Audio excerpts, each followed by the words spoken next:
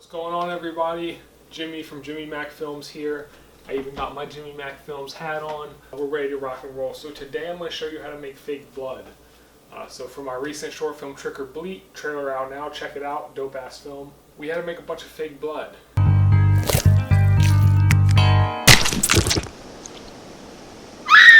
So I had to figure out how to do it without spending a bunch of money on fake blood. So I figured that out. I'm going to show you guys how to make it. It's cheap, it's easy, and most importantly, it's edible, and it tastes good.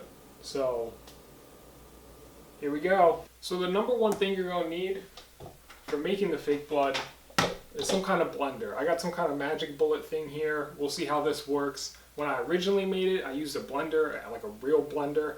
So that should be fine if you have that. Just some kind of device like that. The next most important thing you need is powdered sugar.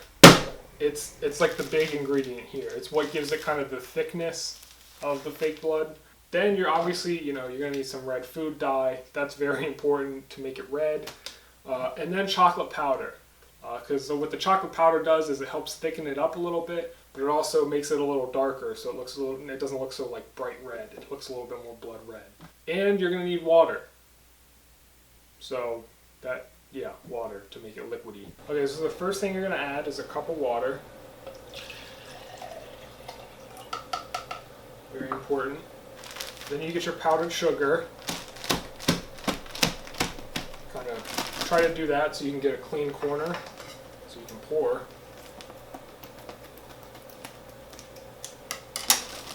So you're gonna have 3.5 cups of powdered sugar, which is kind of a lot, but you need a lot of it. Basically what happens is that the water absorbs like most of the powdered sugar, but it also like thickens up the water. So that's how you kind of get that texture of the fake blood. So you end up needing a lot of powdered sugar. I'm spilling this all over the place, making a huge mess. It does kind of make a mess, but you know what? You can't put a price on success, I guess.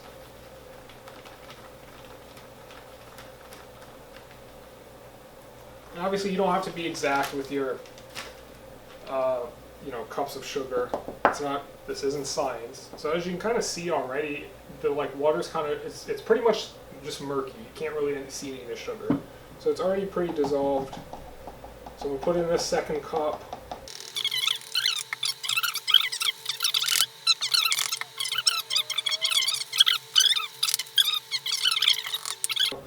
You can see it's kind of what we're looking at with the water.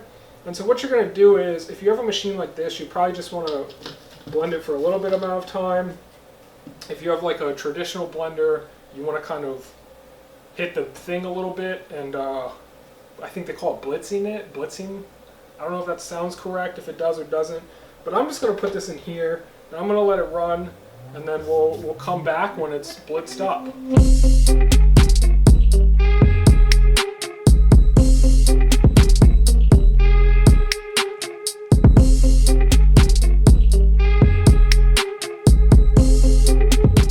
Okay, so I think we've blitzed this pretty good.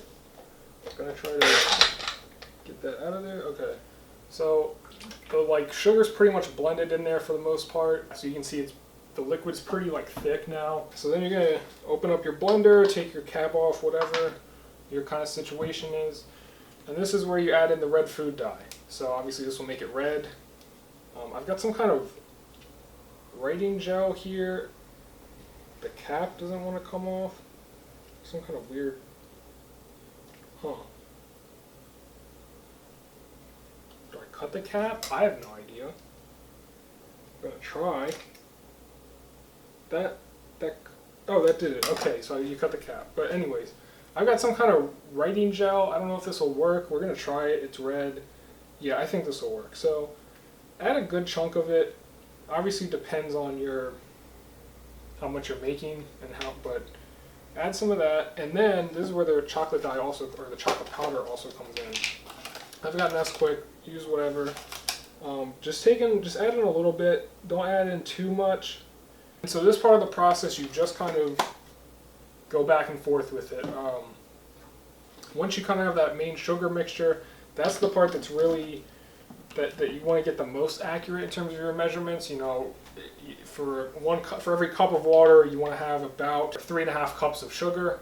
And that's kind of like the main part. Once you get there, you can add red food dye and chocolate powder, kind of to your liking, to what you think looks best. Just whatever looks good. You kind of play back and forth. If you add too much red, you add a little bit of chocolate powder. If you add too much chocolate powder, it gets too dark, you can add some more red.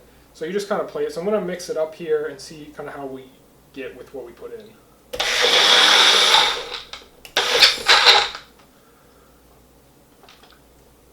So it doesn't look quite dark enough. It looks a little bit too pink for my liking. So I'm going to definitely add in some more chocolate powder.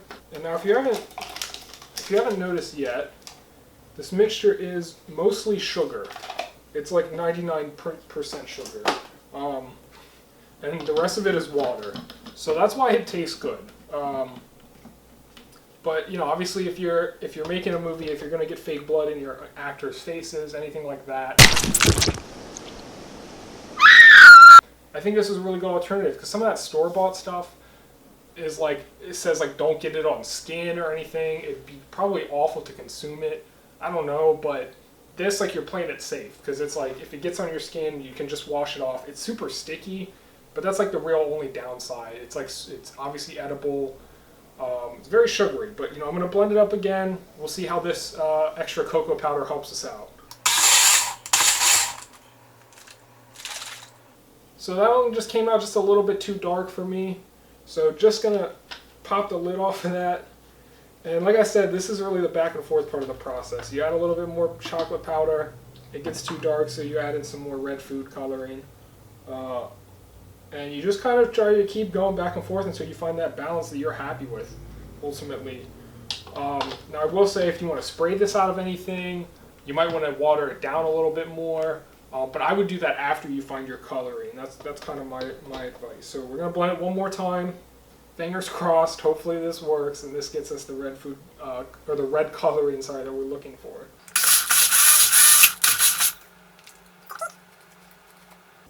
Still a little chocolatey. So I'm going to kind of go ham with this red food coloring.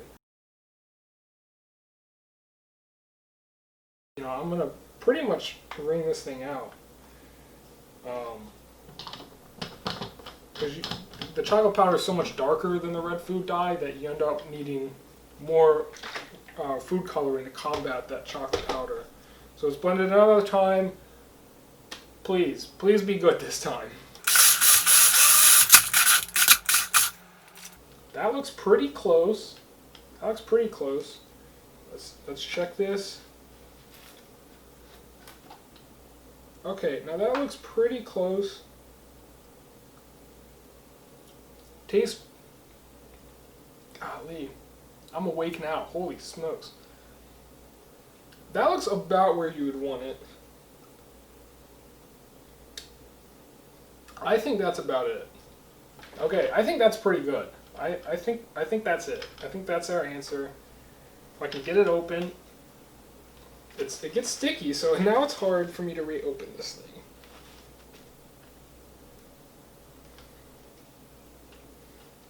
Okay, we got it open. Okay, I think that's pretty good. I think that's pretty accurate. I'm gonna kind of show you there. I'm gonna pour some out to show you. Obviously not on the counter, Mom. If you're watching, I'm not pouring this out on the counter. I'm gonna clean up my mess. It looks pretty good. When you pour it out, it usually kind of, I don't know if coagulates is the right word, but it seems like because of all the sugar in it, it kind of sticks together more than like water. So you definitely get a thickness to it. And you know, if you light it correctly, you know, if you shoot it correctly, you can really, I mean, you can pull it off and make it look like fake blood. It looks really good, especially in motion. If you're spraying it on someone or throwing a big bucket on somebody, things like that, it's really good for. I think this is a safe bet to go. You know, if it's a permanent part of a costume or on clothes or anything like that, you might want to go with some of the more traditional store-bought versions of fake blood, but this is pretty good for directly interacting with people. Like I said, tastes great. So yeah, if you enjoyed this tutorial, give a like, give a subscribe, check out my other videos, follow me on Twitter @JimmyMackFilms, Instagram at Jimmy Mack Films. That's probably where I'm most active. I'm on Facebook as well, Jimmy Mack Films. Obviously, you're probably seeing this on my YouTube channel, Jimmy Mack Films. So yeah, check all that out. Check me out if you enjoyed. Share with a friend. And if you've used this and you have results, let me know. Let me see your work. I'm excited to see it. So yeah, thank you for watching. And yeah, have an awesome day.